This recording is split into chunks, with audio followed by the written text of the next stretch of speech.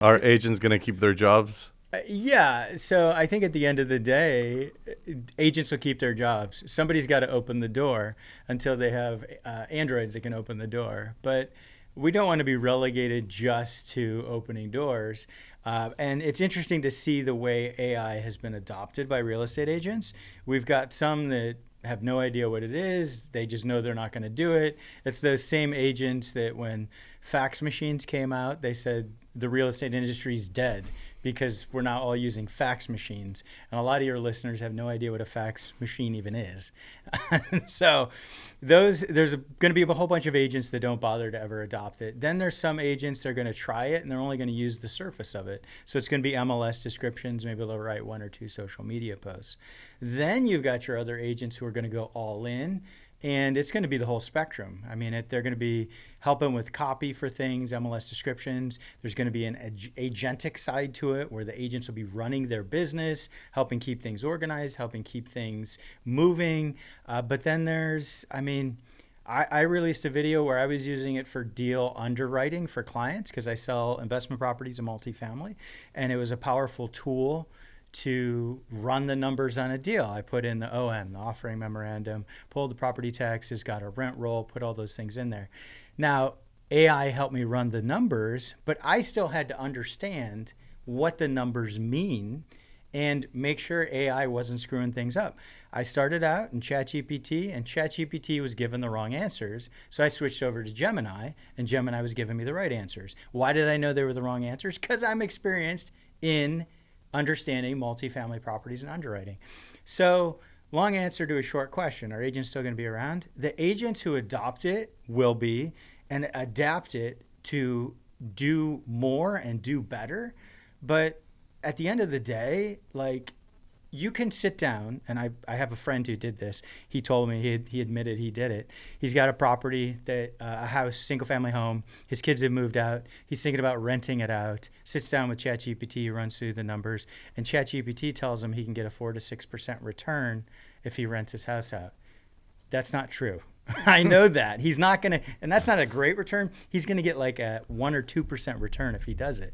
So that's an example where, yeah, people can sit down, get answers from AI, but you still need the expert guidance. So those agents that align themselves with expert guidance, and I mean, use AI, help buyers and sellers use AI. Those are the agents who are going to survive, and they're going to be the trusted advisor, I guess, for a lack of a better term.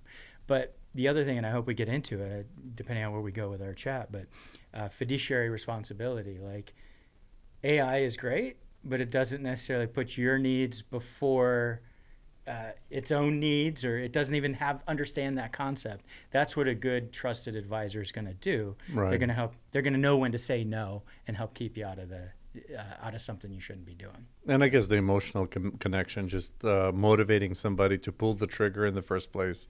Yeah, Sometimes just raw numbers yeah, might not make sense, but or people might have cold feet and somebody needs to encourage them a little bit or support them through a difficult. It's like a life-changing decision that yeah. potentially can impact the right way, the best way possible, or absolutely the wrong way if the 100%. timing is wrong. 100%. So, for example, with a first-time home buyer, if I'm guiding a first-time home buyer, just closed on one with a first-time home buyer, I actually rarely work with buyers these days, mostly listings, but I do still enjoy that process.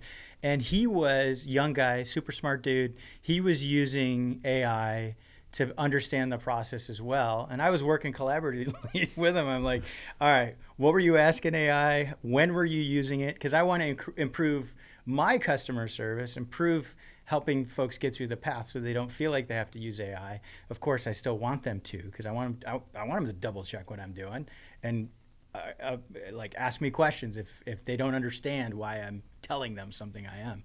But the prime example for this guy would be when we got the inspection report. So number one, as an experienced agent, I know what we need to do as far as due diligence goes, help guide him in the right direction for due diligence. And then, of course, he can take that inspection report, drag it into ChatGPT, and get an answer on what's important and what should be looked at. But that's also like I've helped a lot of people buy real estate. I have a construction background. So that's guidance outside the computer, eyes on, Although I guess you could still open your phone up and show it to ChatGPT.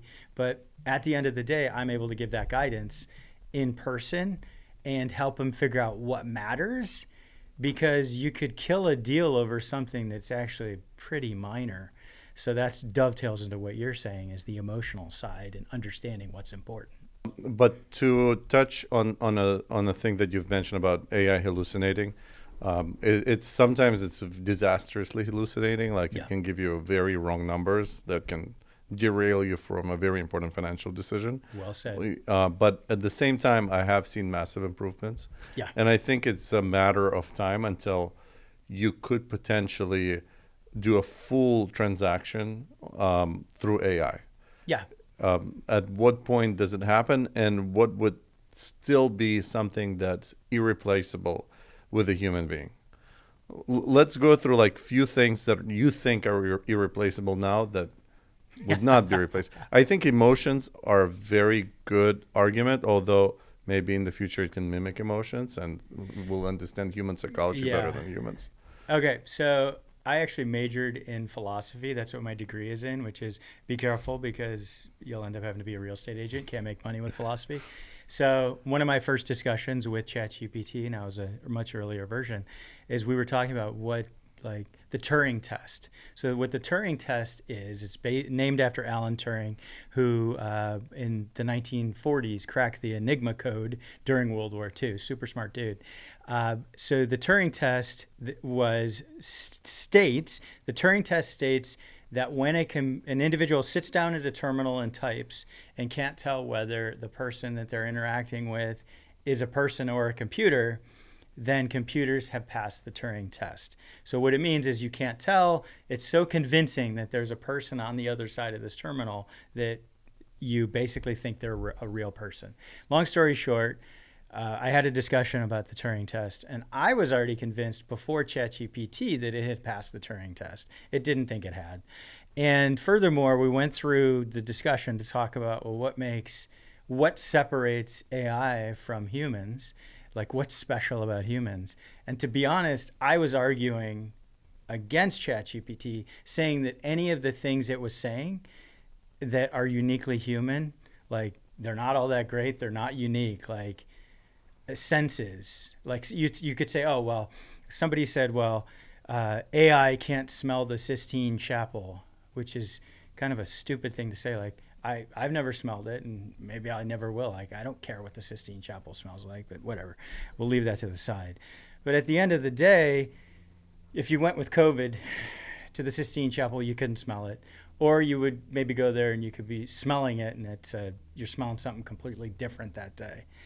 Why is this relevant? Where am I going with this? Your senses can deceive you as a human being. So your senses and your perception of the world around you, which supposedly makes you unique, you could be deceived. You could be wrong. We could be seeing different colors. So again, long answer to a short question. Your question about what is unique to humans that AI can't replicate or androids can't replicate, and does that mean like real estate agents can be replaced? I don't know if there's enough unique about humanity that it can't be replaced by AI and androids. And maybe that's a controversial topic. But that doesn't mean that it's necessarily going to replace all real estate agents. Number one, there's probably going to be for a very long time, not forever, but there's going to be a need for human interaction. For some people who, for whatever reason, don't adopt AI or don't use it to that level. But that's going to be a shrinking group. Like right now, the prime example, like DocuSign. Like I use DocuSign with almost all of my clients. There are a couple who may be up in age, and not a discrimination against up in age. They want to have a physical signature. Yeah. So DocuSign will eventually penetrate the entire market when all those people die. But that's a shrinking market, and there will always be maybe that shrinking market for real estate agents. But I think, again, long answer to a short question, like the more complex a portfolio is, I think that's where a trusted advisor can step in. So if you've got assets that are all disparate, all over the place, different types of assets. So like one client has 2 liquor stores, a luxury duplex, some condos. Like, sure, you can put that all into ChatGPT and get answers on how you should get rid of that and avoid capital gains tax and watch out for Prop 19, et cetera.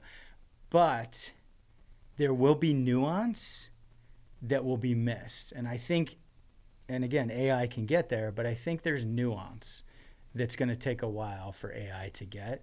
And I think the trusted advisors are the ones who can work in the nuance and again, going back, do the right thing for the client, know when to say no. So Yeah, long answer. That makes sense. That makes sense. Yeah. But I think the nuances eventually will be resolved. Potentially. And I'm still trying. Like today, here's a scenario. Yeah. If somebody calls you from out of state and they say, "I want to buy this property," sight unseen, Yeah. you could do that for them, right? Yeah. They would never meet you in person. Yeah. A lot of my sellers, because I get people who have tenant occupied properties in Southern California, I don't meet them. So I actually work with a lot of people that I do everything they don't ever. I couldn't pick them out of a lineup. I never see them. They don't ever come into town. So yeah, for me, that's a real example. So that would be the easiest thing for AI to replace, like having sight unseen transactions. Once it does learn the nuances, et cetera, et cetera. I mean, at the rate that it's progressing, yeah, 5 years, 10 years, it's kind of interesting idea. That's an interesting thought. And I'm trying to think through the different, because at the end of the day, like I know some real estate agents are not going to actually think it through because they're so worried about the idea of it that they're just going to emotionally react. But I do want to think logically if that's the case. Like you'd have to send somebody in to see it. Because to be honest, I've never done a deal where I've represented a buyer. The seller that's out of state, it's a different thing because I have to manage tenants and I have to deal with tenant law, make sure they've been given the correct disclosures, work with their property manager, get their property manager out of the way. Like there's a lot of layers.